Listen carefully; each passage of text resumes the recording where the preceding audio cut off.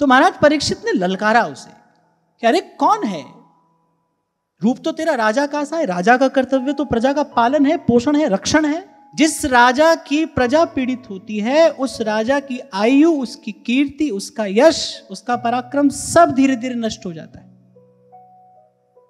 तो महाराज परीक्षित ने कहा भाई कौन है तू, भेष तूने राजा का सा बनाया है और आचरण कैसा कर रहा है, नितांत संस्कारहीन।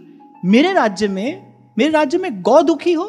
महाराज परीक्षित ने जब आकर देखा कि वो गौ अत्यंत दुखी है, विवत्सा है, उसके पास उसका बछड़ा भी नहीं है, दुबली पतली है, भूखी है, उसके नेत्रों से अश्रु धारा प्रवाहित हो रही है, और वो धर्म रूपधारी जो वृषभ है वो भी अपने 4 चरणों के स्थान पर केवल एक ही चरण पर खड़े हैं, और वो भी उस राजा वेशधारी उस नीच के द्वारा पीड़ित हो रहे हैं, प्रताड़ित हो रहे हैं। तो महाराज परीक्षित को बड़ा कष्ट हुआ, मेरे राज्य में ऐसा दृश्य मुझे देखने को मिल रहा है।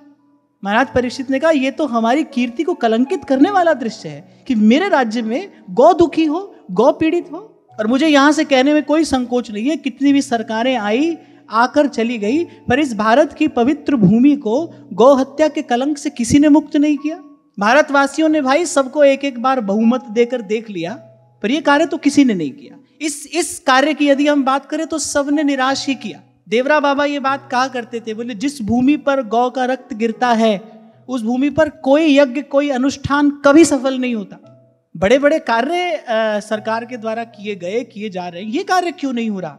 तो यदि बचना है कलयुग के दोषों से, यदि रखना है अपने जीवन को निर्मल, करना है यदि भगवत चिंतन, और कान खोलकर सुन लो, सुख चाहते हो, सुख चाहत हरिवंश हित कृष्ण कल्प तरु सेव। इसके अलावा कोई तरीका नहीं है।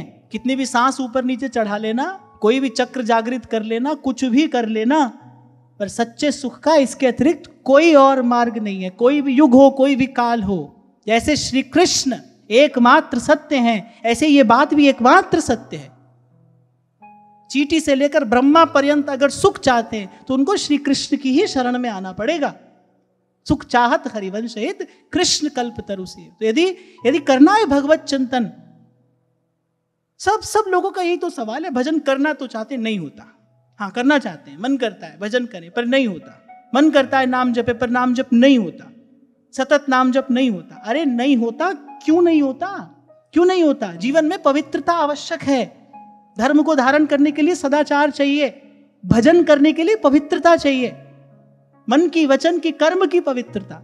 छोटी छोटी बातों से आएगी ये पूर्णता जीवन में। इसलिए इस अध्याय के आरंभ में ही, इस कथा के गर्भ में ये रहस्य जो मैंने यथामति आचार्यों की कृपा से आपको निवेदन किया, जो अपने जीवन में धर्म और प्रकृति का आदर नहीं कर रहा वो कलयुग के ही पक्ष में है। उसके जीवन में आएंगे कली के सब दुर्गुण और दोष। यदि इनसे बचना है, सांस सांस सिमरे गोविंद, धर्म का आदर करें, और कलयुग का यही धर्म है, और करें प्रकृति की सेवा। बनाओ अपने घर आंगन को हरा भरा।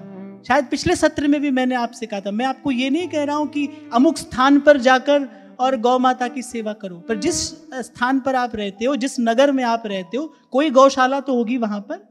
अब भाई आज परिस्थिति ऐसी है कि गौ पालन तो प्रत्येक व्यक्ति कर नहीं सकता, लेकिन जहां साधु संत महात्मा गौ माता की सेवा कर रहे हैं, अरे वहां पर जाकर थोड़ी सेवा सहयोग तो कर सकते हो। और ये कोई उपकार नहीं कर रहे हैं आप किसी पर, ये आपका कर्तव्य है। कि भारत भूमि पर जन्मे मनुष्य का कर्तव्य है, ये किसी पर उपकार नहीं है। और एक बार आप ऐसा करके देखो कि 2 चीज आप जीवन में करके देखो, इसका क्या परिणाम आएगा? आस्तिक भाव की वृद्धि होगी, आपके जीवन में शुभ विचार बढ़ेंगे, आपका चिंतन मंगलमयी होगा, आपके जीवन में वास्तविक धर्म का अभ्युदय होगा। ये 2 कार्य कर लेने से। महाराज परीक्षित ने कहा, यही बात तो कही